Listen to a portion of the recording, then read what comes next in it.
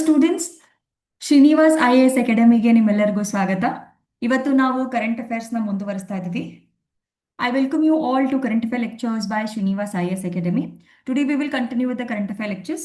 ಇವತ್ತಿನ ಎರಡು ಟಾಪಿಕ್ನ ನಾವು ನೋಡೋಣ. ಮೊದಲನೇ ಟಾಪಿಕ್ ಬಂದ್ಬಿಟ್ಟು ನೋಡಿ, ಇದು ಅಪಾಯಕಾರಿ ಮತ್ತು ಇತರೆ ತ್ಯಾಜ್ಯಗಳು ಅಂತಂದ್ರೆ ನಿಮ್ಮ ಇತರೆ ವೇಸ್ಟ್ ಅಂತ ಹೇಳ್ತೀವಿ. ಅದರ ಬಗ್ಗೆ ಇರುವಂತ ನಿರ್ವಹಣೆ ಮತ್ತು ಗಡಿ ಆಚೆಗಿನ ಚಲನೆ, ಅದನ್ನ ತಿದ್ದುಪಡಿ ಮಾಡುವ ನಿಯಮಗಳ ಬಗ್ಗೆ ನಾವು ಮಾತಾಡ್ತಾ ಇದೀವಿ. ಇದು ಆಲ್ರೆಡಿ ಇತ್ತು, ಮುಂಚೆ ಇವಾಗಿತ್ತು. ಅದನ್ನ ನಾವ್ ಏನ್ ಮಾಡ್ತಾ ಇದೀವಿ ಅಂದ್ರೆ ಇನ್ನೂ ಚೆನ್ನಾಗಿ ಮಾಡ್ತಾ ಇದೀವಿ, ಅಮೆಂಡ್ಮೆಂಟ್ ಅಂತ ಹೇಳ್ತಾ ಇದೀವಿ. ಅದನ್ನ ತಿದ್ದುಪಡಿಸ್ತಾ ಇದೀವಿ. ಆ ನಿಯಮಗಳು ಏನಿದೆ ನೋಡಿ, 2025ರಲ್ಲಿ ಬೇರೆ ನಿಯಮಗಳಿವೆ.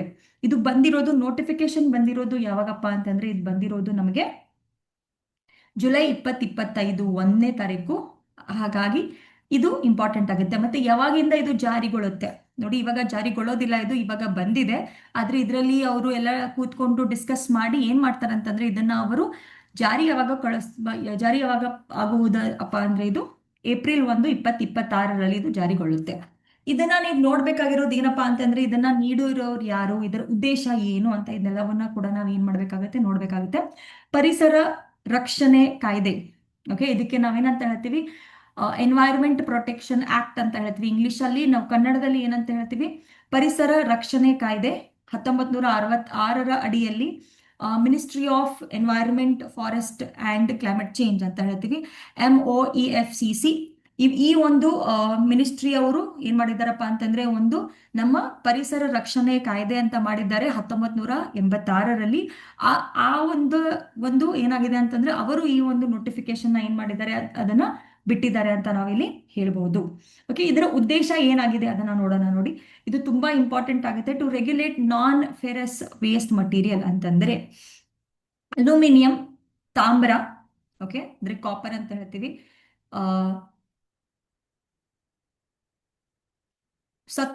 ಸತ್ತು ಅಂದ್ರೆ ಇಂಗ್ಲಿಷ್ ಅಲ್ಲಿ ಇದಕ್ಕೆ ನಾವು ಜಿಂಕ್ ಅಂತ ಹೇಳ್ತೀವಿ, ಮತ್ತು ಅದರ ಜೊತೆಗೆ ಇರುವಂತ ಮಿಶ್ರ ಲೋಹಗಳು, ಅದಕ್ಕೆ ನಾವು ಏನಂತ ಹೇಳ್ತೀವಿ ಇಂಗ್ಲಿಷ್ ಅಲ್ಲಿ ಅಲಾಯ್ಸ್ ಅಂತ ಹೇಳ್ತೀವಿ. ಇವಾಗ ಏನಾಗುತ್ತೆ ನೋಡಿ, ಸ್ಟೀಲ್ ಇದೆ, ಸ್ಟೀಲ್ ಜೊತೆಗೆ ಬೇರೆ ಏನಾದ್ರೂ ಸೇರಿಸ್ತಾರೆ. ಇವಾಗ ನಿಮಗೆ ಗೊತ್ತಿರ್ಬೋದು, ನಮ್ಮ ತಾಮ್ರ ಇದೆ, ತಾಮ್ರದ ಜೊತೆಗೆ ನಾವು ಬೇರೆ ಏನಾದ್ರೂ ಸೇರಿಸಿದ್ರೆ ತಾಮ್ರ ಇನ್ನೂ ಚೆನ್ನಾಗಾಗುತ್ತೆ. ಫಾರ್ ಎಕ್ಸಾಂಪಲ್, ನಿಮ್ಮೆಲ್ಲರಿಗೂ ಇವಾಗ ಗೋಲ್ಡ್ ಬಗ್ಗೆ ಗೊತ್ತಿದೆ, ಗೋಲ್ಡು ಅಥವಾ ಬಂಗಾರ ಅಂತ ಹೇಳ್ತೀವಿ. ಬಂಗಾರ ಎಷ್ಟು ಕಾಸ್ಟ್ ಆಗ್ತಾ ಇದೆ ಇವಾಗ ನಿಮ್ಗೆ ಗೊತ್ತಿರ್ಬೋದು. 24 ಕ್ಯಾರೆಟ್ ಗೋಲ್ಡ್ ಮತ್ತೆ 22 ಕ್ಯಾರೆಟ್ ಗೋಲ್ಡ್ ಅಲ್ಲಿ ಏನ್ ಅಂತರ ಇದೆ ನೋಡಿ. 24 ಕ್ಯಾರೆಟ್ ಗೋಲ್ಡ್ ಬಂದಿದ್ದು ಪ್ಯೂರ್ ಗೋಲ್ಡ್ ಅಥವಾ ಶುದ್ಧ ಗೋಲ್ಡ್ ಅಂತ ಹೇಳ್ತೀವಿ, ಅಥವಾ ಕನ್ನಡದಲ್ಲಿ ಅಪರಂಜಿ ಅಂತ ಹೇಳ್ತೀವಿ. ಅಥವಾ ಅಪರಂಜಿ ಅಂದ್ರೆ ಶುದ್ಧವಾಗಿರುವಂತ ಚಿನ್ನ ಅಂತ ಹೇಳ್ತೀವಿ, ಯಾವುದೇ ತರವಾದ ಕಲಬೆರಕೆ ಇಲ್ಲ. ಆದ್ರೆ ನಾವು ಅದರಿಂದ ಯಾವುದೇ ತರವಾದ ಆಭರಣಗಳನ್ನ ಮಾಡಕ್ ಆಗಲ್ಲ. ಅದಕ್ಕೆ ನಾವ್ ಏನ್ ಮಾಡ್ತೀವಪ್ಪ ಅಂತಂದ್ರೆ, ನಮ್ಗೆ ಆಭರಣಗಳನ್ನ ಮಾಡ್ಬೇಕು ಅಂತಂದ್ರೆ ಅದ್ರ ಜೊತೆಗೆ ನಾವು ಒಂದ್ ಸ್ವಲ್ಪ ತಾಮ್ರನ ಹಾಕ್ತಿವಿ. ಅದು ಏನಾಗುತ್ತೆ ಅಂದ್ರೆ 22 ಕ್ಯಾರೆಟ್ ಗೋಲ್ಡ್ ಆಗುತ್ತೆ. ಸೊ ಅಲಾಯ್ಸ್ ಅಂತ ಅಂದ್ರೆ ನಾವ್ ಏನ್ ಮಾಡ್ತೀವಿ ಅಂತಂದ್ರೆ ಅದನ್ನ ಮಿಶ್ರಣವನ್ನ ಮಾಡ್ತೀವಿ, ಅಥವಾ ಇಲ್ಲಿ ನೋಡಿ ಮಿಶ್ರ ಲೋಹಗಳಂತೆ. ಹಾಗಾಗಿ ನಾವ್ ಏನ್ ಮಾಡ್ತೀವಿ, ಇದನ್ನ ನಾವು ನೋಡ್ತಾ ಇದ್ದೀವಿ. ಸೊ ಇವು ಏನಾಗ್ತವೆ, ನಾನ್ ಫೆರಸ್ ಅಂತಂದ್ರೆ ನೋಡಿ, ಕಬ್ಬಿಣ ಅಂತ ಹೇಳ್ತೀವಿ. ಫೆರಸ್ ಅಂತಂದ್ರೆ, ಫೆರಸ್ಸು ಏನಂದ್ರೆ ನಿಮ್ಮ ಲ್ಯಾಟಿನ್ ಭಾಷೆಯಲ್ಲಿ ನಾವು ಕಬ್ಬಿಣಕ್ಕೆ ಫೆರಸ್ ಅಂತ ಹೇಳ್ತೀವಿ. ಸೈಂಟಿಫಿಕ್ ಅಲ್ಲಿ ನಾವು ಫೆರಸ್ ಅಂತ ಹೇಳ್ತೀವಿ. ಅದಕ್ಕೆ ಕಬ್ಬಿಣ ಅಲ್ಲದೆ ಇರುವಂತ ಎಲ್ಲಾ ಲೋಹಗಳು ನೋಡಿ, ಕಬ್ಬಿಣ ಅಲ್ಲದೆ ಇರುವಂತ ಎಲ್ಲಾ ಲೋಹಗಳು, ಯಾವ ಲೋಹಗಳ ಬಗ್ಗೆ ಅವ್ರು ಮಾತಾಡ್ತಾ ಇದ್ದಾರೆ, ಅಲ್ಯೂಮಿನಿಯಂ, ಆಮೇಲೆ ತಾಮ್ರ, ಆಮೇಲೆ ಸತ್ತು. ಸೊ ಈ ಮೂರು ಲೋಹಗಳ ಬಗ್ಗೆ, ಮತ್ತೆ ಇದ್ರ ಜೊತೆ ಇರುವಂತ ಲೋಹ ಮಿಶ್ರಣಗಳೇನಿದೆ, ಈ ಎಲ್ಲವನ್ನ ನಾವು ಇಲ್ಲಿಂದ ಆಗುವಂತ ತ್ಯಾಜ್ಯ ಅಂತಂದ್ರೆ ನಿಮ್ಮ ವೇಸ್ಟ್ ಅನ್ನ ನಾವೇನ್ ಮಾಡ್ತಾ ಇದೀವಿ, ನಿಯಂತ್ರಣೆ ಮಾಡ್ಬೇಕು ಅನ್ನೋ ಒಂದು ನಿಟ್ಟಿನಲ್ಲಿ ಇವ್ರು ಏನ್ ಮಾಡಿದ್ದಾರೆ ಅಂತಂದ್ರೆ ಈ ಒಂದು ತಿದ್ದುಪಡಿ ನಿಯಮಗಳನ್ನ ತಗೊಂಡ್ ಬಂದಿದ್ದಾರೆ. ಓಕೆ, ಇದಷ್ಟೇ ಅಲ್ಲದೆ ನೋಡಿ ಏನ್ ಮಾಡ್ತಾ ಇದ್ದಾರೆ ಅಂತಂದ್ರೆ ಅವರು ನೋಡಿ, ಮಿಶ್ರಿತ ಉತ್ಪಾದಕರ ಜವಾಬ್ದಾರಿ, ಇದಕ್ಕೆ ನಾವ್ ಏನಂತ ಹೇಳ್ತೀವಿ ಇಂಗ್ಲಿಷ್ ಅಲ್ಲಿ ನೋಡಿ, ಎಕ್ಸ್ಟೆಂಡೆಡ್ ಪ್ರೊಡ್ಯೂಸರ್ ರೆಸ್ಪಾನ್ಸಿಬಿಲಿಟಿ ಅಂತಂದ್ರೆ ಈ ಮೂಲಕ ನಾವ್ ಏನ್ ಮಾಡ್ತಾ ಇದೀವಿ ಅಂತಂದ್ರೆ ಆರ್ಥಿಕತೆಯನ್ನ ಕೂಡ ಉತ್ತೇಜಿಸಬೇಕು ನಾವು ಅನ್ನೋ ಒಂದು ವೃತ್ತವಾದಂತ ಅಂತಂದ್ರೆ ಸರ್ಕ್ಯುಲರ್ ಎಕನಾಮಿ ಅಂತ ಹೇಳ್ತೀವಿ. ಒಬ್ರು ಅಂತ ತಗೊಳ್ತಾರೆ, ಇನ್ನೊಬ್ರು ಅಂತ ತಗೊಳ್ತಾರೆ. ಈ ತರ ಒಂದು ನಾವ್ ಏನ್ ಮಾಡ್ಬೇಕು ಅನ್ಕೊಳ್ತಾ ಇದೀವಿ ಅಂತಂದ್ರೆ ನಮ್ಮ ಆರ್ಥಿಕತೆಯನ್ನ ಹೆಚ್ಚು ಮಾಡ್ಬೇಕು ಅನ್ನೋದು ಕೂಡ ನಮ್ಮ ಉದ್ದೇಶ ಆಗಿದೆ.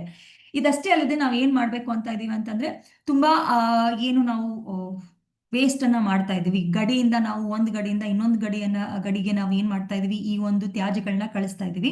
ಅದನ್ನ ನಾವು ಏನ್ ಮಾಡ್ತಾ ಇದೀವಪ್ಪ ಅಂತಂದ್ರೆ ತುಂಬಾ ಚೆನ್ನಾಗಿ ಅದನ್ನ ರೀಸೈಕಲ್ ಮಾಡದೆ ಅದನ್ನು ನಾವು ಏನ್ ಮಾಡ್ತಾ ಇದ್ವಿ, ಅಥವಾ ಮರುಬಳಕೆ ಮಾಡದೆ ನಾವು ಏನ್ ಮಾಡ್ತಾ ಇದೀವಿ, ಅನುಚಿತ ಮರುಬಳಕೆಗೆ ಮತ್ತು ಗಡಿ ಆಚೆ ತ್ಯಾಜ್ಯ ಸಾಗಾಣಿಕೆಯಿಂದ ಉಂಟಾಗುವಂತ ಪರಿಸರ ಹಾನಿಯನ್ನ ನಾವು ಕಡಿಮೆ ಮಾಡಬೇಕು.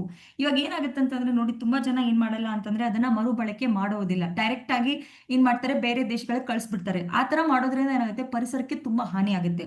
ಇದನ್ನ ಕೂಡ ನಾವ್ ಏನ್ ಮಾಡ್ಬೇಕಪ್ಪ ಅಂತಂದ್ರೆ ನಾವು ಕಡಿಮೆ ಮಾಡಬೇಕು. ಆ ಕಡಿಮೆ ಮಾಡಬೇಕು ಅಂತಂದ್ರೆ ನಾವ್ ಏನ್ ಮಾಡಿದೀವಿ, ಆ ಕಡಿಮೆ ಮಾಡುವಂತ ಒಂದು ಉದ್ದೇಶವನ್ನ ಇಟ್ಕೊಂಡು ಈ ಒಂದು ತಿದ್ದುಪಡಿ ನಿಯಮಗಳನ್ನ ಅವರು ತಗೊಂಡು ಬಂದಿದ್ದಾರೆ. 3 ಯೋಜನೆಗಳನ್ನ ನೆನ್ಪಿಟ್ಕೊಳ್ಳಿ, ಉದ್ದೇಶಗಳನ್ನ ನೆನ್ಪಿಟ್ಕೊಳ್ಳಿ. ಮೊದಲನೇದು ಬಂದ್ಬಿಟ್ಟು 3 ಅಥವಾ 4 ಅಂತ ಹೇಳಿ, 4 ಲೋಹಗಳು ಯಾವಪ್ಪ ಅವು, ಅಲ್ಯೂಮಿನಿಯಂ, ತಾಮ್ರ, ಸತ್ತು ಮತ್ತೆ ಲೋಹ ಮಿಶ್ರ ಲೋಹನಗಳು ಏನಿದೆ, ಇವೆಲ್ಲದಕ್ಕೂ ನಾವೇನಂತ ಹೇಳ್ತೀವಿ, ನಾನ್ ಫೆರಸ್ ಲೋಹ ಅಂತ ಕೂಡ ಹೇಳ್ತೀವಿ.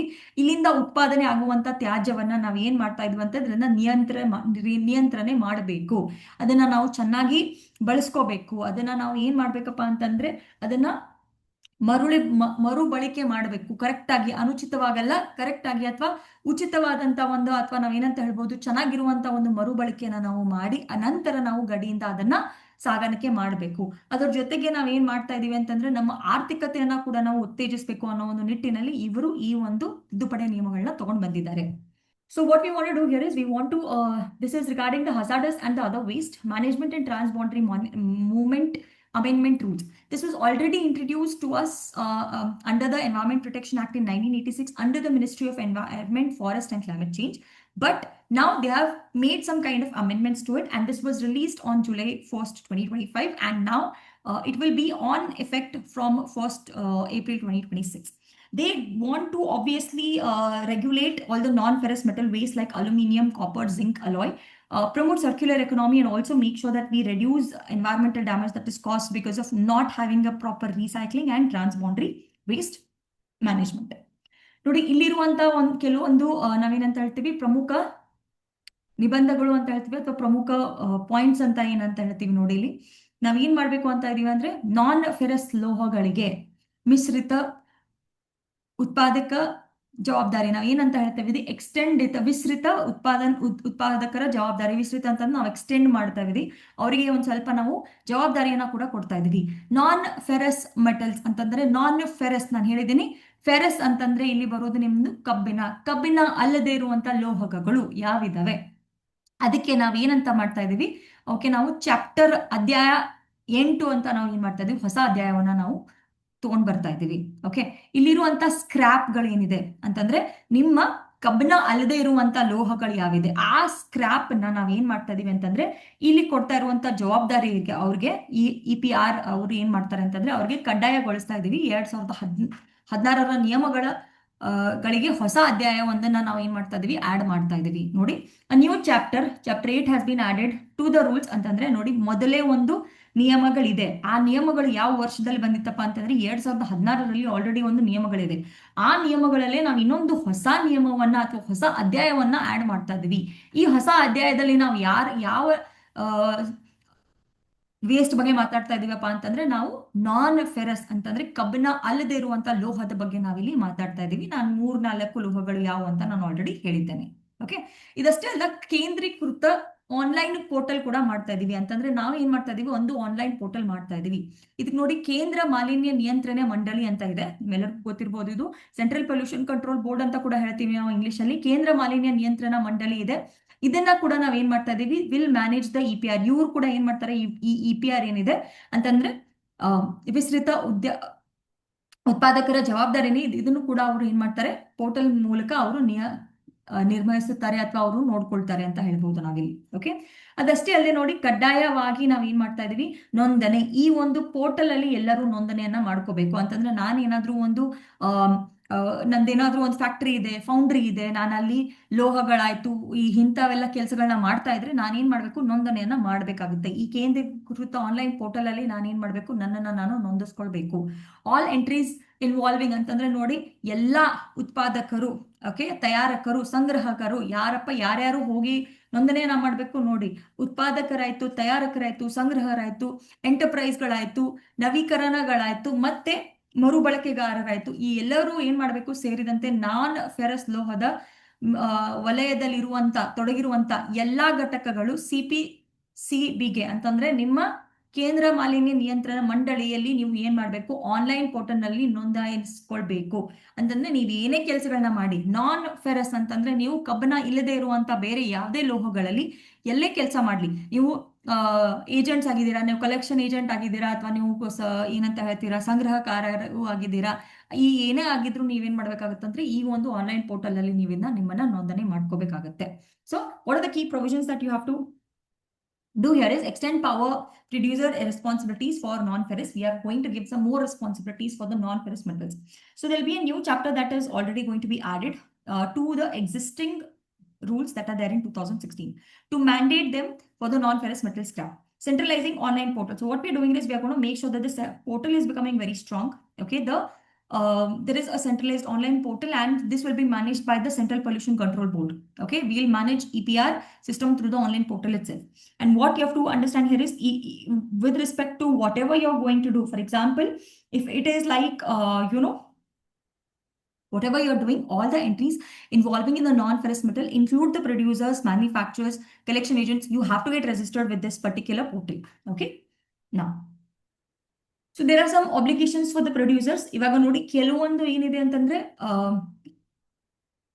ನೀವು ಮಾಡಲೇಬೇಕಾಗಿರುವಂತ ಕೆಲಸಗಳು. ನೀವು ಉತ್ಪಾದಕರಾಗಿದ್ರೆ ಓಕೆ, ನೀವೇನ್ ಮಾಡ್ಬೇಕಪ್ಪ ಅಂತಂದ್ರೆ ನಿಮಗೆ ವರ್ಷದಲ್ಲಿ ನಿಮಗೆ ಒಂದಷ್ಟು ಮರುಬಳಕೆ ಮಾಡುವಂತ ಒಂದು ಟಾರ್ಗೆಟ್ ನ ಕೊಡ್ತಾರೆ. ಅಂತಂದ್ರೆ ಅವರು ನೀವು ಎಷ್ಟು ನಿಮ್ಮ ಹತ್ರ ಸ್ಕ್ರಾಪ್ ಬಂದಿದೆ, ಎಷ್ಟು ಬೇಡವಾದಂತ ವೇಸ್ಟ್ ಬಂದಿದೆ, ಇದನ್ನ ನೀವೇನ್ ಮಾಡ್ಬೇಕು, ಅದರಲ್ಲಿ ಇಷ್ಟು ಭಾಗ ನೀವು ಅದನ್ನ ಬಳಕೆ ಮಾಡ್ಲೇಬೇಕು ಅನ್ನುವಂತ ಒಂದು ಟಾರ್ಗೆಟ್ ನ ಅವರು ನಿಮ್ಗೆ ಕೊಡ್ತಾರೆ. ಅದನ್ನ ಅವರು ಎಲ್ಲಿ ಬರೀತಾರಪ್ಪ ಅಂತಂದ್ರೆ ಅವರು ಸ್ಕೆಡ್ಯೂಲ್ 11ರಲ್ಲಿ ಅದನ್ನ ನಿಮ್ಗೆ ಬರೀತಾರೆ. ಅಂತಂದ್ರೆ ನೋಡಿ, ನನ್ನ ಹತ್ರ ಒಂದು 100 ಟನ್ ಏನಿದೆ ಸ್ಕ್ರಾಪ್ ಇದೆ, ಅಲ್ಯೂಮಿನಿಯಂ ಇದೆ ಅಂತ ಅನ್ಕೊಳ್ಳಿ. ಅದರಲ್ಲಿ ಅವ್ರು ಏನ್ ಹೇಳ್ತಾರಂತಂದ್ರೆ ನೀವು 100 ಟನ್ ಅಲ್ಲಿ ನೀವು 50% ಅಥವಾ 40% ನೀವೇನ್ ಮಾಡ್ಬೇಕಪ್ಪ ಅಂತಂದ್ರೆ ನೀವು ಇದನ್ನ ಮರುಬಳಕೆ ಮಾಡಬೇಕು.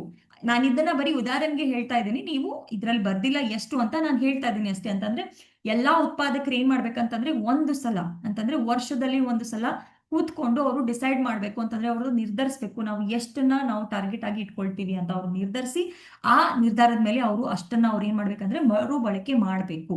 ಅದು ಎಷ್ಟು ಮಾಡಬೇಕು ಅನ್ನೋದನ್ನ ಅವರು ಸ್ಕೆಡ್ಯೂಲ್ 11ರಲ್ಲಿ ಬರ್ದಿದ್ದಾರೆ. ಇದನ್ನ ಇಷ್ಟು ಡೀಟೇಲ್ ಆಗಿ ನೋಡೋ ಅವಶ್ಯಕತೆ ನಮ್ಗೆ ಇಲ್ಲ. Okay, they can also fulfill obligations either by recycling waste themselves or purchasing certificates from registered recyclers. ಅಂತಂದ್ರೆ ನೀವೇ ಅದನ್ನ ಮರುಬಳಕೆ ಮಾಡಬಹುದು ಅಥವಾ ರೆಜಿಸ್ಟರ್ ಮಾಡಿರ್ತಾರಲ್ಲ ಅವರಿಂದ ಕೂಡ ಅದನ್ನ ನೀವು ಕೊಂಡ್ಕೊಳ್ಬಹುದು. ಓಕೆ, ನೀವು ಯಾವ ತರ ಬೇಕಾದ್ರೂ ಇದನ್ನ ನೀವು ಮಾಡಬಹುದು. ಮತ್ತೆ ನೋಡಿ, ಯಾರು ಉತ್ಪಾದಕರಿದ್ದಾರೋ ಅವ್ರಿಗೆ ಏನಾಗುತ್ತಪ್ಪ ಅಂತಂದ್ರೆ ಒಂದಷ್ಟು ಪರ್ಸೆಂಟೇಜ್ ಅವರು ಏನ್ ಮಾಡ್ಬೇಕಂತಂದ್ರೆ ನಮ್ಮ ಡೊಮೆಸ್ಟಿಕ್ ಅಂದ್ರೆ ನಮ್ಮ ಭಾರತದಲ್ಲಿಯೇ ಅದನ್ನ ನೀವೇನ್ ಮಾಡ್ಬೇಕಂತಂದ್ರೆ ಉಪಯೋಗಿಸ್ಕೋಬೇಕು. ಓಕೆ, ಆ ತರ ಕೂಡ ಅವರು ಮಾಡಿದ್ದಾರೆ. ಇದನ್ನ ಕೂಡ ಅವರು ಒಂದು ಸ್ಕೆಡ್ಯೂಲ್ 8ರಲ್ಲಿ ಬರೆದಿದ್ದಾರೆ. ಎಷ್ಟು ನೀವು ಡೊಮೆಸ್ಟಿಕ್ ಅಂದ್ರೆ ಎಷ್ಟು ನೀವು ಭಾರತದಲ್ಲೇ ಉಪಯೋಗಿಸ್ಕೋಬೇಕು ಅನ್ನೋದನ್ನ ಕೂಡ ಅವರು ಬರೆದಿದ್ದಾರೆ. ಓಕೆ, ಇದಷ್ಟೇ ಅಲ್ಲದೆ ನೋಡಿ, CPCP is empowered to levy environment compensation on non-complaint entities. Violation can also lead to suspension or cancellation. ಅಂತಂದ್ರೆ ನೀವು CPC ಕೇಂದ್ರದವರು ಏನ್ ಮಂಡಳಿ ಇದೆ, ಆನ್ಲೈನ್ ಪೋರ್ಟಲ್ ಅಲ್ಲಿ ಏನಿದೆ, ಅವರು ನಿಮ್ಮನ್ನ ನೋಡ್ತಾ ಇರ್ತಾರೆ. ನೀವೇನಾದ್ರೂ ಅವ್ರು ಕೊಟ್ಟಿರೋ ಕೆಲಸಗಳನ್ನ ಮಾಡ್ತಾ ಇಲ್ಲ ಅಥವಾ ನೀವು ಯಾವ್ದಾದ್ರೂ ಒಂದು ನಿಯಮದ ಉಲ್ಲಂಘನೆಯನ್ನ ಮಾಡಿದ್ರೆ ಅವ್ರು ಏನ್ ಮಾಡ್ತಾರೆ ಅಂತಂದ್ರೆ ನಿಮ್ಮನ್ನ ಸಸ್ಪೆಂಡ್ ಕೂಡ ಮಾಡಬಹುದು ಅಥವಾ ನಿಮ್ಮ ಹತ್ರ ಏನ್ ರಿಜಿಸ್ಟ್ರೇಷನ್ ಇದೆ ಅದನ್ನ ಕ್ಯಾನ್ಸಲ್ ಕೂಡ ಮಾಡಬಹುದು. ಇದನ್ನ ಅವರು ಎನ್ವೈರ್ಮೆಂಟ್ ಪ್ರೊಟೆಕ್ಷನ್ ಆಕ್ಟ್ ಅಡಿಯಲ್ಲಿ ಮಾಡ್ತಾ ಇದ್ದಾರೆ. ಅದಷ್ಟೇ ಅಲ್ಲದೆ ನಾವ್ ಏನ್ ಮಾಡ್ಬೋದಪ್ಪ ಅಂತಂದ್ರೆ ನಾವು ಇದ್ರ ಬಗ್ಗೆ ಎಲ್ಲರಿಗೂ ತಿಳುವಳಿಕೆಯನ್ನ ಕೊಡಬಹುದು, ಮತ್ತೆ ರಿಪೋರ್ಟ್ಗಳನ್ನ ಕೂಡ ಮಾಡಬಹುದು. ಅಂತ ನೀವು ಉತ್ಪಾದಕರು ಏನಾಗುತ್ತೆ ಅಂದ್ರೆ ಅವ್ರಿಗೆ ರೆಸ್ಪಾನ್ಸಿಬಿಲಿಟೀಸ್ ಇರುತ್ತೆ. ಅವ್ರು ಎದ್ರ ಬಗ್ಗೆ ಅಂತಂದ್ರೆ ಅವ್ರು ಮಾಡ್ತಾ ಇರುವಂತ ಕೆಲಸದ ಬಗ್ಗೆ ಜನರಿಗೆ ಹೇಳ್ಬೇಕಾಗುತ್ತೆ, ಅವೇರ್ನೆಸ್ ಮಾಡ್ಬೇಕಾಗುತ್ತೆ about there products. Environmental impact ಅಂತಂದ್ರೆ ನೀವು ಪರಿಸರದ ಮೇಲೆ ನೀವು ಮಾಡ್ತಾ ಇರುವಂತ ಕೆಲಸದಿಂದ ಯಾವ ತರ ಪರಿಣಾಮ ಬೀಳುತ್ತೆ ಅಂತ ನೀವು ಹೇಳಬೇಕು. All registered entity must file half yearly and annual returns. ಅಂತಂದ್ರೆ ನನ್ನ ಹತ್ರ ನಾನೇನಾದ್ರೂ ಉತ್ಪಾದಕರಾಗಿದ್ರೆ ಅಂತಂದ್ರೆ ನಾನು 6 ತಿಂಗಳಿಗೆ ಒಮ್ಮೆ, ಹಾಫ್ ಇಯರ್ಲಿ ಅಂದ್ರೆ 6 ತಿಂಗಳಿಗೊಮ್ಮೆ, ಮತ್ತೆ ವರ್ಷಕ್ಕೊಮ್ಮೆ ನಾನು ಏನ್ ಮಾಡ್ಬೇಕು, ನನಗೆ ಎಷ್ಟು ಆದಾಯ ಬಂದಿದೆ ಅಥವಾ ನನಗೆ ಎಷ್ಟು ರಿಟರ್ನ್ಸ್ ಬಂದಿದೆ ಅದನ್ನ ನಾವು ಏನ್ ಮಾಡ್ಬೇಕಂದ್ರೆ ನನ್ಗೆ ಎಷ್ಟು ಕಾಂಟ್ರಾಕ್ಟ್ಸ್ ಬಂದಿದೆ ಅದನ್ನೆಲ್ಲವನ್ನ ನಾನು ಏನ್ ಮಾಡ್ಬೇಕು, ಇದ್ರೆಲ್ಲರ ಬಗ್ಗೆನೂ ನಾನು ಅದಕ್ಕೆ ಇನ್ಫಾರ್ಮೇಶನ್ ನಾನು ಆನ್ಲೈನ್ ಅಲ್ಲಿ ಹೋಗಿ ಕೊಡ್ಬೇಕಾಗತ್ತೆ. Okay, over set and implementation ಅಂತಂದ್ರೆ ಅವ್ರು ಏನ್ ಮಾಡ್ತಾರೆ ಅಂದ್ರೆ ಒಂದು ಕಮಿಟಿನ ಕೂಡ ಅವ್ರು ಮಾಡ್ತಾರೆ. ಅದನ್ನ ಅವ್ರು ಏನ್ ಮಾಡ್ತಾರೆ ಅಂತಂದ್ರೆ ಈ ಆಗಿರುವಂತ ಎಲ್ಲಾ ನಿಯಮಗಳೇನಿದೆ, ತಿದ್ದುಪಡಿ ನಿಯಮಗಳೇನಿದೆ ಅದನ್ನ ಕರೆಕ್ಟ್ ಆಗಿ ಎಲ್ಲಾರು ಪಾಲನೆ ಮಾಡ್ತಾ ಇದ್ದಾರಾ, ಯಾವ್ದಾದ್ರು ತೊಂದರೆಗಳನ್ನ ಬಂದ್ರೆ ಅದನ್ನ ಅವರು ಹೇಗೆ ನಿವಾರಣೆ ಮಾಡಬೇಕು ಅಥವಾ ಅದನ್ನ ಹೇಗೆ ಸರಿಪಡಿಸ್ಬೇಕು, ಮತ್ತೆ ಈ ಮರುಬಳಕೆ ಆಗ್ತಾ ಇರುವಂತ ಟಾರ್ಗೆಟ್ ಬಗ್ಗೆ ಎಲ್ಲಿ ನಾವು ಅಪ್ಡೇಟ್ ಮಾಡಬೇಕು, ಈ ಎಲ್ಲವನ್ನ ಕೂಡ ಕೂತ್ಕೊಂಡು ನೋಡೋಕೆ ಒಂದು ಏನ್ ಮಾಡ್ತಾರೆ ಅಂತಂದ್ರೆ ಅವರು ಸ್ಟೀರಿಂಗ್ ಕಮಿಟಿಯನ್ನ ಕೂಡ ಅವರು ಮಾಡ್ತಾರೆ. Right? So what are the obligations is that if I am a producer, I need to make sure that I annually meet the recycling targets, and that will be mentioned in Schedule 11. Okay, and I also have to produce whatever I produce. It should already be there, used in our own country also. That is domestically recycled non-ferrous metals in the new products. Okay, and that will also be mentioned in the Schedule 8. So apart from this, we also have to make sure that the environmental compensation is there. We are we have to make sure that we are kind of not making the people aware of how what are the products that we are making, how is it going to impact the environment, etc., and all of that. We're also going to make sure that there is awareness and reporting, oversight and implementation. There will be a steering committee to check whether how this is working, right?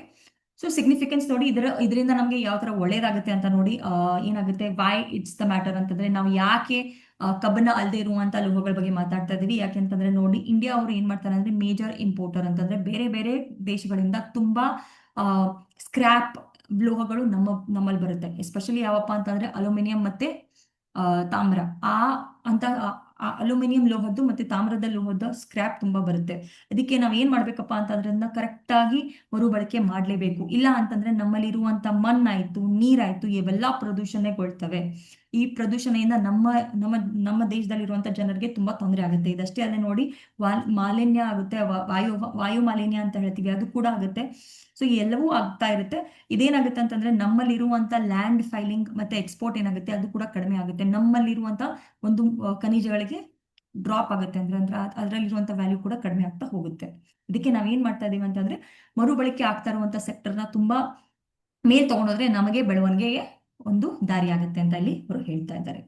Okay, so ಇದು ಬಿಟ್ಟು next ನೋಡಿ, Cambodia seeks help to reintroduce tiger. Okay, ಇವಾಗ ನೋಡಿ ಕಂಬೋಡಿಯಾದವರು ಏನ್ ಮಾಡ್ತಾ ಇದಾರೆ ಅಂತಂದ್ರೆ ಅವ್ರಿಗೆ ಹುಲಿ ಮತ್ತೆ ಪರಿಚಯಿಸಲು ಭಾರತದ ಸಹಾಯವನ್ನ ಅವರು ಕೇಳ್ತಾ ಇದ್ದಾರೆ. ಇವಾಗ ನೀವು ನೋಡಿರ್ಬೋದು, ಕೆಲವು ದಿನಗಳ ಹಿಂದೆ ನಾವು ಆನೆಗಳ ಬಗ್ಗೆ ಮಾತಾಡಿದ್ವಿ. 4 ಆನೆಗಳು ಐ ಥಿಂಕ್ ಜಪಾನ್ಗೆ ಹೋಗಿದ್ದಾವೆ. ಇವಾಗ ಕಂಬೋಡಿಯಾದವ್ರು ಏನ್ ಹೇಳ್ತಾ ಇದ್ದಾರೆ ಅಂತಂದ್ರೆ ಅವರು ಹುಲಿಯನ್ನ ಮತ್ತೆ ಪರಿಚಯಿಸಲು ಭಾರತದ ಸಹಾಯ ಕೋರಿದ್ದಾರೆ ಕಂಬೋಡಿಯಾದವರು. ಅಂದ್ರೆ ಕಂಬೋಡಿಯಾದವರು ಭಾರತದವರಿಗೆ ಏನ್ ಹೇಳ್ತಾ ಇದಾರೆ ಅಂತಂದ್ರೆ, ನೀವು ಹುಲಿಯನ್ನ ಮತ್ತೆ ಮರುಪರಿಚಯಿಸಿ. ಆ ತರ ಆಗೋದ್ರಿಂದ ಏನಾಗುತ್ತೆ, ಅವರ ಅರಣ್ಯಗಳು ತುಂಬಾ ಚೆನ್ನಾಗಾಗುತ್ತೆ. ಇವಾಗ ನೋಡಿ, ನಾನು ಹೇಳ್ತೀನಿ, ಈ ಇಂಗ್ಲಿಷ್ ಅಲ್ಲಿ ಕೆಲವು ಒಂದು ವರ್ಡ್ ಇದೆ, ಅದಕ್ಕೆ ನಾವ್ ಏನಂತ ಹೇಳ್ತೀವಿ ಅಂತಂದ್ರೆ ಇದಕ್ಕೆ ಕೀ ಸ್ಟೋನ್ ಸ್ಪೀಶೀಸ್ ಅಂತ ಹೇಳ್ತೀವಿ. ನಾನು ಉದಾಹರಣೆ ಹೇಳ್ತೀನಿ ನೋಡಿ. ಇವಾಗ ಹುಲಿ ಅಥವಾ ಸಿಂಹ, ಈಗ ಒಂದು ಅರಣ್ಯದಲ್ಲಿ 2 ಅರಣ್ಯ ಇದೆ ಅಂತ ಇಟ್ಕೊಳ್ಳಿ. ಒಂದೇ ಅರಣ್ಯದಲ್ಲಿ ಹುಲಿ ಮತ್ತೆ ಸಿಂಹ 2 ಇರೋದಿಲ್ಲ. ನೀವು ನೋಡಿದ್ರೆ ಯಾವ್ದಾದ್ರು ಕಾಡುಗಳನ್ನ ನೋಡಿದ್ರೆ ನೀವು ಅಲ್ಲಿ ಹುಲಿ ಇರುತ್ತೆ ಅಥವಾ ಸಿಂಹ ಇರುತ್ತೆ. ಹುಲಿ ಮತ್ತೆ ಸಿಂಹ 2 ಇರೋದಿಲ್ಲ. ಓಕೆ, ಇದು ಒಂದೇ ಇನ್ಸ್ಟಿಟ್ಯೂಟ್ ಅಲ್ಲಿ 2 ಟೀಚರ್ಸ್ ಇದ್ದಾಗೆ. ಪೊಲಿಟಿಗೆ 2 ಟೀಚರ್ಸ್ ಇದ್ರೆ ಅವರಿಬ್ಬರ ಮಧ್ಯೆ ಕಚ್ಚಾಟ ಆಗುತ್ತೆ. ಅದೇ ತರ ಒಂದು ಅರಣ್ಯದಲ್ಲಿ ಇಲ್ಲ ಸಿಂಹ ಇರುತ್ತೆ, ಇಲ್ಲ ಹುಲಿ ಇರುತ್ತೆ. ಓಕೆನಾ? ಇದನ್ನ ನೀವು ನೋಡ್ಕೊಳ್ಳಿ, ನಿಮ್ಗೆ ಗೊತ್ತಾಗುತ್ತೆ. ನೀವು ಎಕ್ಸ್ಪೀರಿಯನ್ಸ್ ಮಾಡ್ಕೊಳ್ಳಿ. ಬೇರೆ ಬೇರೆ ಪ್ರಮುಖ ಕಾಡುಗಳೇನಿದೆ ಅಥವಾ ಫಾರೆಸ್ಟ್ ರಿಸರ್ವ್ಸ್ ಏನಿದೆ ಅದನ್ನ ನೀವು ನೋಡಿದ್ರೆ ಅಲ್ಲಿ ಹುಲಿ ಇರುತ್ತೆ ಅಥವಾ ನಿಮ್ಮ ಸಿಂಹ ಇರುತ್ತೆ. ಈಗ 2ರಲ್ಲಿ ಯಾವ್ದಾದ್ರು ಒಂದು ಉದಾಹರಣೆ ನೀವು ತಗೊಳ್ಳಿ. ಇವಾಗ ಈ ಒಂದು ಕಾಡಿನಲ್ಲಿ ಒಂದು ಹುಲಿ ಇದೆ, ಒಂದು 20 ಜಿಂಕೆಗಳಿವೆ ಅಂತ ಅನ್ಕೊಳ್ಳಿ. ಓಕೆ, ಇವಾಗ ಈ ಒಂದು ಹುಲಿ ಏನ್ ಮಾಡತ್ತಪ್ಪ ಅಂದ್ರೆ ಈ ಜಿಂಕೆಗಳನ್ನ ತಿನ್ನಕ್ಕೆ ಪ್ರಯತ್ನ ಪಡುತ್ತೆ. ಯಾಕೆಂದ್ರೆ ಅದು ಅದರ ಆಹಾರ, ನಿಮ್ಮೆಲ್ಲರಿಗೂ ಗೊತ್ತಿದೆ. ಮತ್ತೆ ಈ ಜಿಂಕೆಗಳು ಏನ್ ಮಾಡುತ್ತೆ, ಈ ಅರಣ್ಯದಲ್ಲಿ ಇರುವಂತ ಸಸ್ಯಗಳನ್ನ ಅದು ತಿಂತಾ ಇರುತ್ತೆ. ಇವಾಗ ಈ ಹುಲಿಯನ್ನ ನಾನು ಇಲ್ಲಿಂದ ತೆಗೆದೆ ಅಂತ ಅನ್ಕೊಳ್ಳಿ. ಅವಾಗ ಏನಾಗುತ್ತಪ್ಪ ಅಂತಂದ್ರೆ ನಿಮ್ಮ ಜಿಂಕೆಯ ಸಂಖ್ಯೆ ಹೆಚ್ಚಾಗುತ್ತೆ. ನಿಮ್ಮ ಜಿಂಕೆಯ ಸಂಖ್ಯೆ ಹೆಚ್ಚಾಗೋದ್ರಿಂದ ಈ ಜಿಂಕೆಗಳು ಏನ್ ಮಾಡ್ತಾವಪ್ಪ ಅಂತಂದ್ರೆ ಅವು ತುಂಬಾ ಹುಳುಗಳನ್ನ ತಿನ್ನಕ್ ಸ್ಟಾರ್ಟ್ ಮಾಡ್ತೇವೆ. ಹಾಗಾಗಿ ಒಂದು ದಿವಸ ಏನಾಗುತ್ತೆ ಅಂತಂದ್ರೆ, ಒಂದು ದಿವಸ ಹೆಂಗ್ ಬರುತ್ತೆ ಅಂತಂದ್ರೆ ಇಲ್ಲಿ ಯಾವುದೇ ತರವಾಗಿರುವಂತ ಸಸ್ಯಗಳು ಕಾಣೋದೇ ಇಲ್ಲ ಅಂತಂದ್ರೆ ಈ ಅರಣ್ಯ ಏನಾಗುತ್ತೆ ಅಂದ್ರೆ ಹಾಳಾಗಿ ಹೋಗುತ್ತೆ. ಇದ್ರ ಬೆಸ್ಟ್ ಎಕ್ಸಾಂಪಲ್ ನೀವು USA ಅಲ್ಲಿ ಯೆಲ್ಲೋ ಸ್ಟೋನ್ ನ್ಯಾಷನಲ್ ಪಾರ್ಕ್ ಅಂತ ಇದೆ. ಯೆಲ್ಲೋ ಸ್ಟೋನ್ ನ್ಯಾಷನಲ್ ಪಾರ್ಕ್, ಇದ್ರ ಬಗ್ಗೆ ಒಂದ್ ಸ್ವಲ್ಪ ಯೋಚನೆ ಮಾಡಿ. ಇವಾಗ ಇದು ಮರುಭೂಮಿ ತರ ಆಗಿದೆ, ಆದ್ರೆ ಒಂದಾನೊಂದು ಕಾಲದಲ್ಲಿ ದಟ್ಟ ಹಸಿರು ಕಾಡಾಗಿತ್ತು. ಓಕೆ, ಅಲ್ಲಿರುವಂತ ನರಿಗಳನ್ನ ಅವರು ತೆಗೆದೋಗಿದ್ರು. ನರಿಗಳಿಲ್ಲ ಅಂದಿರೋ ಕಾರಣಕ್ಕೆ ಅಲ್ಲಿ ಇರುವಂತ ಎಲ್ಲ ಜಿಂಕೆಗಳ ಸಂಖ್ಯೆ ಏನಾಗುತ್ತಪ್ಪ ಅಂತಂದ್ರೆ ಹೆಚ್ಚಾಗುತ್ತೆ. ಸಂಖ್ಯೆ ಹೆಚ್ಚಾಗೋದ್ರಿಂದ ನಿಮ್ಮ ಕಾಡು ನಾಶವಾಗುತ್ತೆ. ಅಂತಂದ್ರೆ ಈ ಒಂದು ಕೀಸ್ಟೋನ್ ಸ್ಪೀಶೀಸ್ ಅಂತ ಯಾಕೆ ಹೇಳ್ತೀವಪ್ಪ ಅಂತಂದ್ರೆ, ಈ ಒಂದು ಹುಲಿಯನ್ನ ನಾನು ತೆಗೆದ್ರೆ ಅಥವಾ ಈ ಒಂದು ಜಾತಿ ಅಲ್ಲಿರುವಂತ ಒಂದು ಏನಂತ ಹೇಳ್ತೀರಾ ನೀವು, ಅನಿಮಲ್ಸ್ನ ಅಥವಾ ನಾನು ತೆಗೆದ್ರೆ, ಪ್ರಾಣಿಗಳನ್ನ ನಾನು ತೆಗೆದ್ರೆ ಏನಾಗುತ್ತೆ ಅಂತಂದ್ರೆ ಬೇರೆ ಎಲ್ಲವೂ ನಾಶವಾಗಿ ಹೋಗುತ್ತೆ. ಅಂತ ಒಂದು ಏನಂತ ಹೇಳ್ತೀರಿ, ಸ್ಪೀಷೀಸ್ಗೆ ನಾವು ಕೀಸ್ಟೋನ್ ಸ್ಪೀಷೀಸ್ ಅಂತ ಹೇಳ್ತೀವಿ. ಈಗ ಹುಲಿ ಆಯ್ತು, ಸಿಂಹ ಆಯ್ತು, ಆನೆ ಆಯ್ತು. ಆನೆ ನೋಡಿ ತುಂಬಾ ಇಂಪಾರ್ಟೆಂಟ್. ಕಾಡಿನಲ್ಲಿ ಆನೆ ಇಲ್ಲದೆ ಇದ್ರೆ ಕಾಡು ಚೆನ್ನಾಗಿರಕ್ ಸಾಧ್ಯನೇ ಇಲ್ಲ. ಯಾಕೆಂದ್ರೆ ಆನೆ ತುಂಬಾ ದೊಡ್ಡದಾಗಿರುತ್ತೆ. ಅದು ಎಲ್ಲಿ ನಡೆದಾಡುತ್ತೋ ಅಲ್ಲಿ ಅದು ಹಾದಿಯನ್ನ ಮಾಡ್ಕೊಡುತ್ತೆ ಬೇರೆ ಚಿಕ್ಕ ಪುಟ್ಟ ಪ್ರಾಣಿಗಳಿಗೆ ಹೋಗೋಕೆ. ಮತ್ತೆ ಅದಷ್ಟೇ ಅಲ್ಲದೆ ಆನೆ ಏನ್ ಮಾಡುತ್ತಪ್ಪ ಅಂತಂದ್ರೆ ಒಂದ್ ಕಡೆಗೆ ಒಂದು ದೊಡ್ಡ ತೆಂಗನ್ನ ಗುಂಡಿಯನ್ನ ತೊಡುತ್ತೆ. ಆ ಗುಂಡಿ ಒಳಗಡೆ ಏನಾಗುತ್ತೆ ಅಂತಂದ್ರೆ ನೀರು ಬಂದು ಸಂಗ್ರಹಣೆ ಆಗಿ ಆಗಿ ಆಗಿ ಅಲ್ಲಿ ಒಂದು ಸಣ್ಣದಾದಂತ ಕೆರೆ ನಿರ್ಮಾಣ ಆಗುತ್ತೆ. ಹಾಗಾಗಿ ಆನೆ ಕೂಡ ಏನಾಗುತ್ತೆ, ತುಂಬಾ ಇಂಪಾರ್ಟೆಂಟ್ ಆಗುತ್ತೆ. ಇವಾಗ ನಾವು ಹುಲಿ ಬಗ್ಗೆ ಮಾತಾಡ್ತಾ ಇದ್ದೀವಿ. ಕಂಬೋಡಿಯಾದವರು ನಮ್ಮ ಭಾರತದವರಿಗೆ ಏನ್ ಮಾಡ್ತಾ ಇದ್ದಾರೆ, ಮರು ಸೃಷ್ಟಿಸಿ ಅಂದ್ರೆ ಸರಿ ಮರು ಸ್ಥಾಪಿಸಿ ಅಂತ ಅವರು ಹೇಳ್ತಾ ಇದ್ದಾರೆ. ನೋಡಿ, ಅದ್ರ ಬಗ್ಗೆ ನಾವಿಲ್ಲಿ ಮಾತಾಡೋಣ. ಮರು ಪರಿಚಯಿಸಿ ಅಂತ ಹೇಳ್ತಾ ಇದ್ದಾರೆ. ಓಕೆ, ಇವಾಗ ನೋಡಿ, ಪ್ರಮುಖ ಬಡಾವಣೆಗಳು ಏನು ಅಂತಂದ್ರೆ 2014ರಲ್ಲಿ ನಾವೇನಂತ ಹೇಳ್ತೀವಿ, ಕಂಬೋಡಿಯಾದಲ್ಲಿ, okay, Cambodia has formally sought India's assistance to reintroduce wild tigers into the forest as the species were declared locally extinct in 2016 ಅಂತಾರೆ. 2012ರಲ್ಲಿ ಸ್ಥಳೀಯವಾಗಿ ಅದೇನಾಗುತ್ತೆ, ಸ್ಥಳೀಯವಾಗಿ ಅದು ಎಕ್ಸ್ಟಿಂಕ್ಟ್ ಅಂತ ಹೇಳ್ತೀವಿ. ಅಂತಂದ್ರೆ ಅಲ್ಲಿರುವಂತ ಎಲ್ಲಾ ಹುಲಿಗಳು ಏನಾಗಿರುತ್ತೆ, ನಾಶ ಆಗಿರುತ್ತೆ, ಅಥವಾ ಹುಲಿಗಳೇ ಇರುವುದಿಲ್ಲ. ಸೊ ಈ ತರ ಆದಾಗ ಅವ್ರು ಏನ್ ಮಾಡ್ತಾ ಇದಾರೆ ಅಂತಂದ್ರೆ, ಕಂಬೋಡಿಯಾದವರು ಇವಾಗ ಭಾರತಕ್ಕೆ ಬಂದು ನಮ್ಮನ್ನ ಬೇಡ್ಕೊಳ್ತಾ ಇದ್ದಾರೆ ಮತ್ತೆ ಮರು ಪರಿಚಯಿಸಲು. ಯಾರನ್ನ? ಹುಲಿಯನ್ನ. ಓಕೆ, ಇವಾಗ ಭಾರತದ ಪ್ರತಿ ಹೇಗಿದೆ ನೋಡಿ. ಭಾರತದವರು ಆಬ್ವಿಯಸ್ಲಿ ಏನ್ ಮಾಡಿದ್ದಾರೆ ಅಂತಂದ್ರೆ ಅವರು ಒಪ್ಕೊಂಡಿದ್ದಾರೆ ಹುಲಿಗಳನ್ನ ಕೊಡಕ್ಕೆ. Okay, making the first time India will translocate tigers to other countries. ಅಂದ್ರೆ ಮೊದಲನೇ ಬಾರಿಗೆ ನಾವು ಹುಲಿಗಳನ್ನ ಬೇರೆ ದೇಶಗಳಿಗೆ ಏನ್ ಮಾಡ್ತಾ ಇದೀವಪ್ಪ ಅಂತಂದ್ರೆ ಸ್ಥಳಾಂತರವನ್ನ ಮಾಡ್ತಾ ಇದೀವಿ ಅಂತ ನಾವಿಲ್ಲಿ ಹೇಳ್ಬಹುದು. ಇದೇನಾದ್ರೂ ಆದ್ರೆ ಅಂತಂದ್ರೆ leveraging it success with project tiger ಅಂತ ನಾವು ಪ್ರಾಜೆಕ್ಟ್ ಟೈಗರ್ ಮಾಡಿದೀವಿ. ಈ ತರ ಮಾಡೋದ್ರಿಂದ ನಮ್ಮ ದೇಶದಲ್ಲಿ ಹುಲಿಗಳ ಸಂಖ್ಯೆ ಒಂದ್ ಸ್ವಲ್ಪ ಹೆಚ್ಚಾಗಿದೆ. ಹಾಗಾಗಿ ನಾವ್ ಏನ್ ಮಾಡ್ತಾ ಇದೀವಿ ಅಂತಂದ್ರೆ ನಾವು ಇದನ್ನ ಮಾಡ್ಬೇಕು ಅನ್ಕೊಳ್ತಾ ಇದೀವಿ. ಅಂದ್ರೆ ಬೇರೆ ದೇಶಗಳಿಗೂ ಕೂಡ ನಾವು ಹುಲಿಗಳನ್ನ ಕಳಿಸಬಹುದು. ಮತ್ತೆ ಅದಷ್ಟೇ ಅಲ್ಲದೆ ಪ್ರಾಜೆಕ್ಟ್ ಚೀತಾ ಅನ್ನೋದನ್ನು ಕೂಡ ನಾವು ಏನ್ ಮಾಡ್ತಾ ಇದೀವಿ, ರೀಇಂಟ್ರೊಡ್ಯೂಸ್ ಮಾಡ್ತಾ ಇದೀವಿ. ಅಂದ್ರೆ ಮತ್ತೆ ಮರು ಕಳಿಸ್ತಾ ಇದೀವಿ ಅಥವಾ ಮತ್ತೆ ಮರು ಪರಿಚಯಿಸ್ತಾ ಇದೀವಿ. ಏನನ್ನ? ಪ್ರಾಜೆಕ್ಟ್ ಚೀತಾನ ಅಥವಾ ಎಕ್ಸ್ಪೀರಿಯನ್ಸಿಂಗ್ ಚೀತಾ ರೀಇಂಟ್ರೊಡಕ್ಷನ್ ಅಂತಂದ್ರೆ ನಾವೀಗ ಅಗ್ರಿಮೆಂಟ್ ಅನ್ನ ಕೂಡ ಸೈನ್ ಮಾಡಿದೀವಿ. ನೋಡಿ, ಡೇಟ್ ನವೆಂಬರ್ 2022ರಲ್ಲಿ ನಾವು ಇದನ್ನ ಅಗ್ರಿಮೆಂಟ್, ಮೆಮೊರೆಂಡಮ್ ಆಫ್ ಅಂಡರ್ಸ್ಟ್ಯಾಂಡಿಂಗ್ ಅಂತ ಹೇಳ್ತೀವಿ. ಭಾರತ ಮತ್ತು ಕಂಬೋಡಿಯಾ ನಡುವೆ ಇರುವಂತಹ ತಿಳುವಳಿಕೆ ಒಪ್ಪಂದ ಅಂತ ಹೇಳ್ತೀವಿ, ಅಥವಾ ಇದಕ್ಕೆ ನಾವು ಇಂಗ್ಲಿಷ್ ಅಲ್ಲಿ ಮೆಮೊರೆಂಡಮ್ ಆಫ್ ಅಂಡರ್ಸ್ಟ್ಯಾಂಡಿಂಗ್ ಅಂತ ಕೂಡ ನಾವಿಲ್ಲಿ ಹೇಳ್ತಾ ಇದ್ವಿ. ಈಗ ನಾವು ಉದ್ದೇಶ ಏನಪ್ಪಾ ಅಂತಂದ್ರೆ ಹುಲಿ ಪರಿಚಯಿಸಲು ಮತ್ತು ಅದಕ್ಕೆ ಬೇಕಾಗಿರುವಂತ ಎಲ್ಲವನ್ನ ನಾವು ಟೆಕ್ನಿಕಲ್ ಆಯ್ತು, ತಾಂತ್ರಿಕ ಆಯ್ತು, ಮತ್ತೆ ವ್ಯವಸ್ಥಾಪನೆಗೆ ಏನೇನು ಬೆಂಬಲಗಳು ಬೇಕು ಅಂತಂದ್ರೆ ಅದಕ್ಕೆ ಹುಲಿಗೆ ನಾವು ಹೇಗೆ ಅದನ್ನ ನೋಡ್ಬೇಕು, ಇದೆಲ್ಲವನ್ನ ನಾವು ಏನ್ ಮಾಡ್ಬೇಕಾಗುತ್ತೆ ಅಂತಂದ್ರೆ ಅದಕ್ಕೆ ಅವರಿಗೆ ಸಹಾಯ ಮಾಡ್ಕೊಡ್ಬೇಕು. ಇದನ್ನ ನಾವು ಇಲ್ಲಿ ಮಾಡ್ತಾ ಇದ್ದೇವೆ. Okay, tigers in Cambodia's wild tiger population steadily decline due to ಯಾಕೆ ಕಂಬೋಡಿಯಾದಲ್ಲಿ ನೋಡಿ ಹುಲಿಗಳು ಸತ್ತು ಹೋದ್ವು ಅಥವಾ ಹುಲಿಗಳೇ ಇಲ್ಲ, ಆ ತರ ಒಂದು ಸಿಚುವೇಶನ್ ಯಾಕಾಯ್ತು ಅಂತಂದ್ರೆ ಇಲ್ಲಿ ನೋಡಿ, ಅಲ್ಲಿರುವಂತ ಹ್ಯಾಬಿಟ್ಯಾಟ್ ಲಾಸ್. ಹ್ಯಾಬಿಟ್ಯಾಟ್ ಅಂತಂದ್ರೆ ಹುಲಿಗಳು ಇರುವಂತ ಜಾಗ ಏನಿದೆ ಅಂದ್ರೆ ನಿಮ್ಮ ಅರಣ್ಯ ಏನಿದೆ, ಅರಣ್ಯ ಕಡಿಮೆ ಆಗ್ತಾ ಬಂದಿದೆ. ಇಲ್ಲ, ಅರಣ್ಯ ಮುಂಚೆ ದಟ್ಟವಾಗಿತ್ತು, ಇವಾಗ ಅದು ತುಂಡು ತುಂಡಾಗಿದೆ. ಫ್ರಾಗ್ಮೆಂಟೇಶನ್ ಅಂತಂದ್ರೆ ಇವಾಗ ಒಂದು ದೊಡ್ಡ ಅರಣ್ಯ ಇತ್ತು, ಇವಾಗ ಅದು ಚಿಕ್ಕ ಚಿಕ್ಕ ಅರಣ್ಯ ಆಗಿದೆ. ನೋಡಿ, ಹುಲಿಗಳು ತುದಿಯಲ್ಲಿರಲ್ಲ, ಅವು ನಟ್ಟ ಅಥವಾ ದಟ್ಟವಾದ ಕಾಡಲ್ಲಿ ಇರ್ತಾವ. ಇವಾಗ ಈ ಕಾಡನ್ನ ನಾವು ತುದಿಯಾಗಿ ಮಾಡಿ ಅಂತಂದ್ರೆ ಅದನ್ನ ನಾವು ಏನ್ ಮಾಡಿದ್ವಿ, ತುಂಡುಗಳಾಗಿ ಮಾಡಿದ್ರೆ ಇವಾಗ ಹುಲಿಗೆ ಹೋಗೋಕೆ ಇರೋಕೆ ಜಾಗನೇ ಇಲ್ಲ. ಆ ತರ ಆದಾಗ ಏನಾಗುತ್ತೆ ಅಂತಂದ್ರೆ ಹುಲಿಗಳು ಸತ್ತು ಹೋಗುತ್ತೆ ಅಥವಾ ಹುಲಿಗಳು ಇರೋದೇ ಇಲ್ಲ. Poaching for skin and bones ಅಂತಂದ್ರೆ ಇಲ್ಲೀಗಲ್ ವೈಲ್ಡ್ ಲೈಫ್ ಟ್ರೇಡ್ ಅಂತಂದ್ರೆ ಏನಂತ ಹೇಳ್ತೀರಾ, ಕಾನೂನ ವಿರುದ್ಧವಾಗಿ ಏನ್ ಮಾಡ್ತಾ ಇದಾರೆ, ಜನರು ಹುಲಿಯನ್ನ ಸಾಯಿಸ್ತಾ ಇದ್ದಾರೆ. ಎದಕ್ಕೆ? ಅದ್ರ ಮೇಲಿರೋ ಚರ್ಮಕ್ಕಾಯ್ತು, ಅದರಲ್ಲಿರೋ ಮೂಳೆಗಾಯ್ತು ಏನ್ ಮಾಡ್ತಾ ಇದ್ದಾರೆ, ಜನರು ಏನ್ ಮಾಡ್ತಾ ಇದಾರೆ, ಹುಲಿಗಳನ್ನ ಸಾಯಿಸ್ತಾ ಇದ್ದಾರೆ. Declining pray base like dears and wild Bohr's ಅಂತಂದ್ರೆ ನೋಡಿ, ಇವಾಗ ತುಂಡಾಗಿರೋದ್ರಿಂದ ಇಲ್ಲಿರುವಂತ ಜಿಂಕೆಗಳ ಸಂಖ್ಯೆ ಏನಾಗಿದೆ, ಅದು ಕಡಿಮೆ ಆಗಿದೆ. ಜಿಂಕೆಗಳ ಸಂಖ್ಯೆ ಕಡಿಮೆ ಆದ್ರೂ ಪ್ರಾಬ್ಲಮೇ ಅಲ್ವಾ, ಅಂದ್ರೆ ಅದು ಒಂದು ತರವಾದ ತೊಂದರೆನೆ. ಅಲ್ಲಿರುವಂತ ಹುಲಿಗೆ ತಿನ್ನಕ್ಕೆ ಏನು ಸಿಗ್ತಾನೆ ಇಲ್ಲ. ಸೊ ಇದು ಒಂದು ಪ್ರಾಬ್ಲಮ್ ಆಗುತ್ತೆ. 2016ರಲ್ಲಿ Cambodia officially declared tigers functionality exist ಅಂತಂದ್ರೆ 2016ರಲ್ಲಿ ಕಂಬೋಡಿಯಾದವರು ಏನ್ ಮಾಡ್ತಾರೆ ಅಂತಂದ್ರೆ ಅವರು ಘೋಷಣೆಯನ್ನ ಮಾಡ್ತಾರೆ, ನಮ್ಮ ದೇಶದಲ್ಲಿ ಯಾವುದೇ ತರವಾದ ಹುಲಿ ಇಲ್ಲ, ಎಲ್ಲೂ ಇಲ್ಲ. ನೇಷನ್ ವೈಡ್ ಸರ್ವೆ ಅವ್ರು ಏನ್ ಮಾಡ್ತಾರೆ, ಅವರ ದೇಶದಲ್ಲಿ ಒಂದು ಸರ್ವೆಯನ್ನ ಮಾಡಿ ಇದನ್ನ ಅವರು ಹೇಳ್ತಾರೆ. ಸೊ ಹಾಗಾಗಿ ನಾವು ಕಂಬೋಡಿಯಾದವರಿಗೆ ಸಹಾಯ ಮಾಡ್ಬೇಕು ಅನ್ನೋ ನಿಟ್ಟಿನಲ್ಲಿ ನಾವು ಏನ್ ಮಾಡ್ತಾ ಇದೀವಿ, ನಮ್ಮಲ್ಲಿರುವಂತಹ ಹುಲಿಗಳನ್ನ ಅವ್ರಿಗೆ ಕಳಿಸ್ಕೊಡ್ತಾ ಇದ್ದೀವಿ. ಇವತ್ತಿಗೆ ನಾನು ಇಲ್ಲಿಗೆ ಸ್ಟಾಪ್ ಮಾಡ್ತೇನೆ.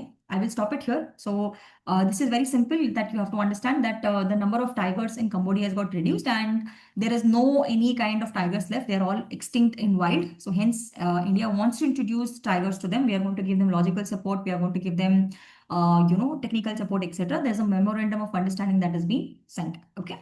So apart from this, why the tigers in Cambodia got reduced is because of habitat loss, the fragmentation of the forest that is there, poaching for skins and bones, illegal wildlife trade, etc. These are the reasons why this particular tigers have reduced in Cambodia, right? So I'll see you guys in tomorrow's class. Thank you so much.